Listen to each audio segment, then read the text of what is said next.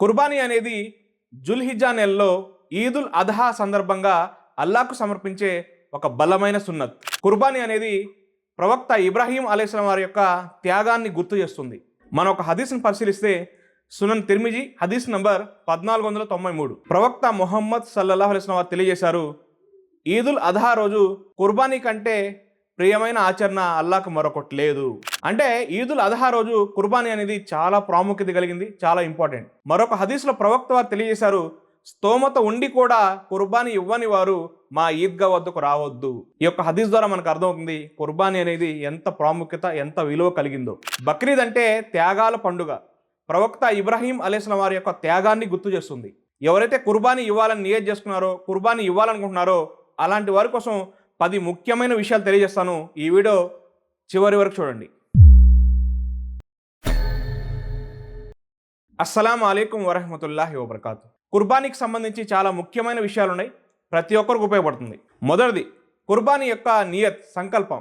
కుర్బానీ అనేది కేవలం అల్లాహ్ కోసం మాత్రమే చేయాలి.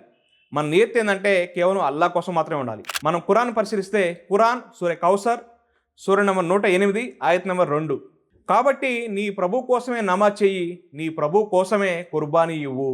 ఈ ఖురాన్ వాక్యం ద్వారా మనకు అర్థమవుతుంది కుర్బానీ అనేది కేవలం అల్లాహ్ కోసం మాత్రమే చేయాలి.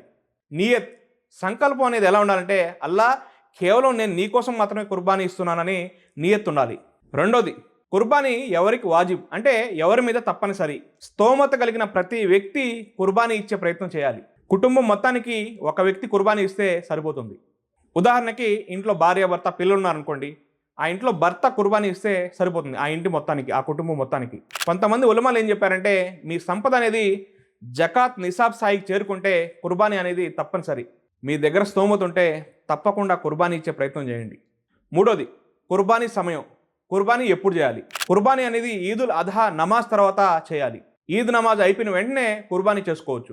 ఈద్ నమాజ్ తర్వాత నుండి జుల్హిజ్జా 12వ తేదీ మగ్రిబ్ వరకు కుర్బానీ చేయవచ్చు. అంటే వరుసగా 3 రోజులు కుర్బానీ చేయొచ్చు. 10, 11, 12 ఈ 3 రోజులు కుర్బానీ చేయొచ్చు. జుల్హిజ్జా 10, 11, 12 ఈ 3 రోజులు కుర్బానీ చేయొచ్చు. నాలుగోది కుర్బానీ జంతువు యొక్క షరతులు, కండిషన్స్.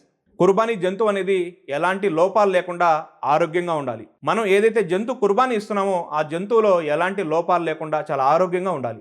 కుర్బానీ ఇచ్చే జంతువు అనేది గుడ్డిగా ఉండకూడదు, కుంటిగా ఉండకూడదు, బలహీనంగా ఉండకూడదు, ఆరోగ్యంగా ఉండాలి. కుర్బానీ ఇచ్చే జంతువుల యొక్క వయసు ఎలా ఉండాలంటే మేక 1 సంవత్సరం దాటాలి, పొట్టేలు 6 నెలలు దాటి ఉండాలి, ఒంటె 5 సంవత్సరాలు ఉండాలి, ఎద్దు 2 సంవత్సరాలు దాటి ఉండాలి. ఇవి కుర్బానీ ఇచ్చే జంతువుల యొక్క వయసు. సహీ ముస్లిం హదీస్ నంబర్ 1963, సునన్ అబూ దావుద్ హదీస్ నంబర్ 2802. ఈ హదీసుల్లో ఈ జంతువుల యొక్క వయసు గురించి ప్రస్తావన ఉంది.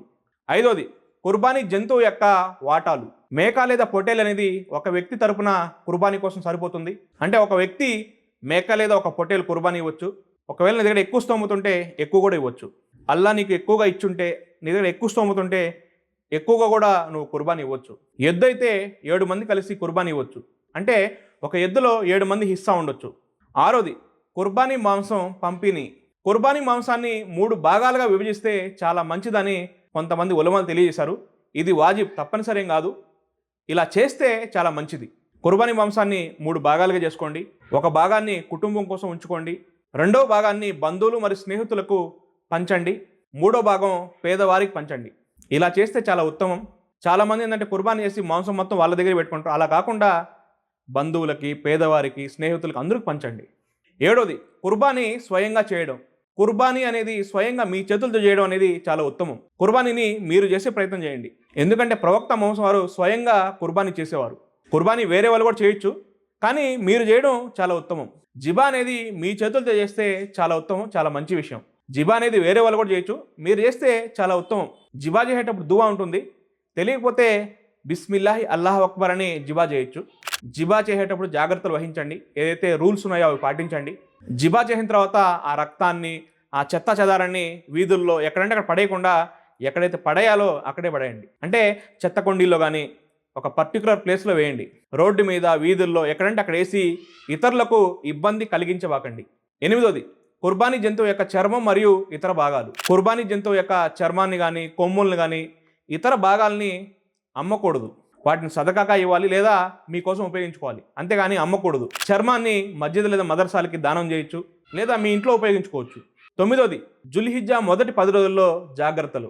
కుర్బానీ ఇవ్వాలని నిర్ణయించుకున్న వారు జుల్హిజ్జా మొదటి రోజు నుండి కుర్బానీ ఇచ్చేంత వరకు జాగ్రత్తగా ఉండాలి. గోర్లు కత్తిరించకూడదు, వెంట్రుకలు కత్తిరించకూడదు, మీసాలు కత్తిరించకూడదు, హెయిర్ కటింగ్ కానీ గడ్డం కానీ ఏది కూడా కట్ చేయకూడదు. కుర్బానీ ఇచ్చిన తర్వాత కట్ చేసుకోవచ్చు. 10వది కుర్బానీ యొక్క ఆధ్యాత్మిక ప్రాముఖ్యత. మనం ఖురాన్ పరిశీలిస్తే ఖురాన్ సూర హజ్ సూర నంబర్ 22 ఆయత్ నంబర్ 37, వాటి మాంసం కానీ రక్తం కానీ అల్లాకు చేరదు, మీ యొక్క తక్వ అంటే దైవ భీతి మాత్రమే అల్లాకి చేరుతుంది. కుర్బానీ ఇచ్చేటప్పుడు వాటి యొక్క రక్తం కానీ మాంసం కానీ అల్లాకు చేరదు, మీ యొక్క తక్వ దైవ భీతి మాత్రమే అల్లాకు చేరుతుంది. అందుకే కుర్బానీ ఇచ్చేటప్పుడు చాలా ఇఖ్లాస్గా ఇవ్వాలి. కుర్బానీ అనేది ప్రదర్శనా బుద్ధితో వేరే వాళ్ళ కోసం ఇవ్వకూడదు, కేవలం అల్లా కోసం ఇవ్వాలి. మన ఇఖ్లాస్ అనేది బాగుండాలి. మరో ముఖ్యమైన విషయం, కుర్బానీ ఇచ్చేటప్పుడు ఇతర మతస్థులకి వేరే మతస్థులకి ఇబ్బంది కలిగించబాకండి. ఒకరిని కించపరిచే విధంగా ఒకరికి ఇబ్బంది కలిగించే విధంగా ప్రవర్తించకండి. కుర్బానీ ఇచ్చేటప్పుడు ఇతరుల యొక్క మనోభావాలు దెబ్బతినే విధంగా ప్రవర్తించకండి. జిబా చేసి ఆ వీడియోలు సోషల్ మీడియాలో పెట్టడం, నెట్లో పెట్టడం ఇలాంటి పనులు చేయవాకండి. ఇలాంటి వాటికి చాలా దూరంగా ఉండండి. చివరిగానే అల్లాతో దువా చేస్తున్నాను, అల్లా మనందరికీ ఖురాన్ మరియు సహీ హదీసుల వెలుగులో జీవితం గడిపే భాగ్యాన్ని ప్రసాదించుగాక. ఆమీన్. జంజం నీరు అనేది ఈ భూమి మీద ఉన్న ఒక గొప్ప అద్భుతం. ప్రవక్త ముహమ్మద్ తెలియజేశారు, జంజం నీరు అనేది మీరు ఏ ఉద్దేశంతో తాగితే దానికోసం పనిచేస్తుంది. మీ ఆరోగ్యం బాగుండాలని మీరు జంజం నీళ్ళు తాగితే మీకు తప్పకుండా ఇన్షా అల్లా షిఫా లభిస్తుంది. జంజం నీరు అనేది ఒక మిరాకిల్, అద్భుతం. జంజం నీరు గురించి ఎంతోమంది శాస్త్రవేత్తలు ఎన్నో ప్రయోగాలు చేశారు, కొన్ని ఆశ్చర్యకరమైన విషయాలు తెలియజేశారు. జంజం నీరు అనేది ఈ భూమి మీద అల్లా ఇచ్చిన ఒక గొప్ప అనుగ్రహం, ఒక అద్భుతం. జంజం నీరులో మీరు ఊహించని లాభాలు ఉన్నాయి. ఎంతోమంది క్యాన్సర్ పేషెంట్లకి, పెద్ద పెద్ద రోగాలున్న వ్యక్తులకి ఈ జంజం నీరు ద్వారా స్వస్థత లభించింది. మీరు జంజం నీరు గురించి, జంజం నీరు యొక్క ఉపయోగాల గురించి నెట్లో సెర్చ్ చేయండి. ఎన్నో ఆర్టికల్స్, ఎన్నో కేస్ స్టడీలు ఉన్నాయి. హాస్పిటల్స్లో అక్కడ ఇక్కడ కొన్ని వేల రూపాయలు, లక్షల రూపాయలు ఖర్చు పెడుతుంటారు. ఒక్కసారి తప్పకుండా జంజం నీరు కూడా ట్రై చేయండి. మీ ట్రీట్మెంట్ మీరు తీసుకుంటూనే జంజం నీరు కూడా ప్రయత్నం చేయండి. అల్లా దేంట్లో షిఫా పెట్టాడో మనకు తెలియదు, ప్రయత్నం చేయడమే మన పని. ఒకవేళ మీకు స్వచ్ఛమైన జంజం నీరు కావాలంటే ఈ నెంబర్ కాంటాక్ట్ చేయండి. సౌదీ అంటే మక్కా నుండి స్వచ్ఛమైన జంజం నీరు మనకు అందుబాటులో ఉంది. మీకు కావాలంటే స్వచ్ఛమైన జంజం నీరు మీ ఇంటి వద్దకే పంపించబడును. ఎన్నెన్నో ప్రయత్నం చేస్తుంటారు, జంజం నీరు కూడా తప్పకుండా ప్రయత్నం చేయండి. కావాలంటే ఈ నెంబర్ కాల్ చేయండి. అదేవిధంగా తల్బీనా కూడా ప్రయత్నం చేయండి. ప్రవక్త ముహమ్మద్ తెలియజేసిన తల్బీనా కూడా ప్రయత్నం చేయండి. తల్బీనా అనేది ప్రవక్త ముహమ్మద్ యొక్క సున్నత్.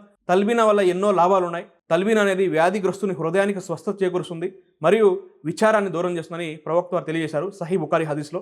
తల్బీనా వల్ల చాలా లాభాలు ఉన్నాయి. బీపీ కంట్రోల్లో ఉంటుంది, షుగర్ కంట్రోల్లో ఉంటుంది. ఎవరైతే మలబద్ధకం, అసిడిటీ, కడుపుకు సంబంధించిన వ్యాధులతో బాధపడుతున్నారో, ఇంకా స్త్రీలు ఎవరైతే యూరిన్ ఇన్ఫెక్షన్, కాల్షియం, విటమిన్ ప్రాబ్లమ్స్తో బాధపడుతున్నారో, అదేవిధంగా పిల్లలు ఎవరైతే హైట్ పెరగట్లేదో, పిల్లలు ఎవరైతే సరిగా తినటం లేదో, పిల్లల యొక్క అభివృద్ధికి, గ్రోత్ కోసం కూడా తల్బీనా చాలా అద్భుతంగా ఉపయోగపడుతుంది. తల్బీనాలో ఊహించని లాభాలు ఉన్నాయి. తల్బీనా అనేది ఒక తినే ఆహారం లాంటిది. దీంట్లో ఎలాంటి సైడ్ ఎఫెక్ట్స్ లేవు, న్యాచురల్. అక్కడ ఇక్కడ లక్షలు ఖర్చు పెడుతుంటారు, కానీ ప్రవక్త వారి యొక్క సున్నత అయినటువంటి తల్బీనా కూడా ప్రయత్నం చేయండి.